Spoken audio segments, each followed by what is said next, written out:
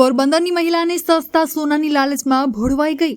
પોરબંદરના માધવપુરની મહિલાએ સસ્તા સોનાની લાલચમાં ધારી લવાઈ। સસ્તામાં સોનું મેળવવાની લાલચમાં માધવપુરની મહિલાએ 7 લાખ ગુમાવ્યા। માધવપુર ઘરે જઈને જોયું તો નકલી સોનું નીકળતા ધારીમાં નોંધાવી પોલીસ ફરિયાદ।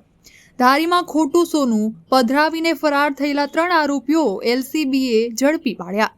સસ્તામાં સોનું પધરાવતા જૂનાગઢ જિલ્લાના 3 આરોપીઓ ઝડપાયા। દિલીપ જીવણ સોલંકી, ઈશ્વર ગંગારામ વાઘેલા અને આસિફ ભીખુશા રફાઈ ઝડપાયા।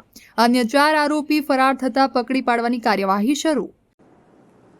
હાલમાં ધારી પોલીસ સ્ટેશન ખાતે એક ફરિયાદીને સસ્તું સોનું ખરીદવાની લાલચ આપી તેમને વિશ્વાસમાં લઈ અને તેમને ખોટું સોનું આપી અને તેમની જોડે 10 લાખની છેતરપિંડી કરવામાં આવેલી હતી।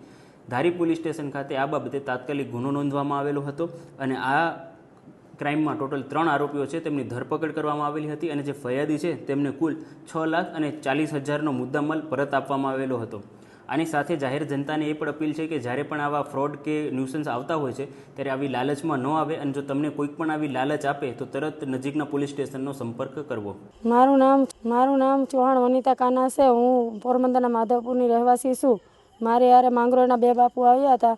એને કીધું તમને સાસુ સોનું દેવરાવું અને લાલચમાં નાખીને તમે પૈસાનો મેળ કરો। અમે 7 લાખ લઈ અને ધારી લઈ આવ્યા। અમને ધારી આવ્યા એટલે એ લોકોએ અમને સોનું આપ્યું। અમે ઘરે જઈ અને ચેક કરાવ્યું અને 7 લાખ અમારા લઈ લીધા એને અને ઘરે જઈને ચેક કરાવ્યું તો ખોટું સોનું નીકળ્યું। એટલે અમે સીધા ધારી પોલીસ સ્ટેશને આવ્યા, ફરિયાદ લખાવી અને ત્યાંથી પછી અમે અમરેલી એસપીમાં ગયા।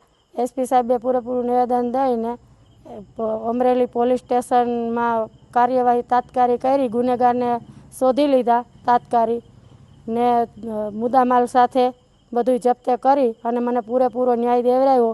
એ બદલ હું અમરેલી પોલીસ, જિલ્લા પોલીસનો અને એસપી સાહેબનો ખૂબ ખૂબ આભાર વ્યક્ત કરું છું। ભાવેશ વાઘેલા, અમરેલી।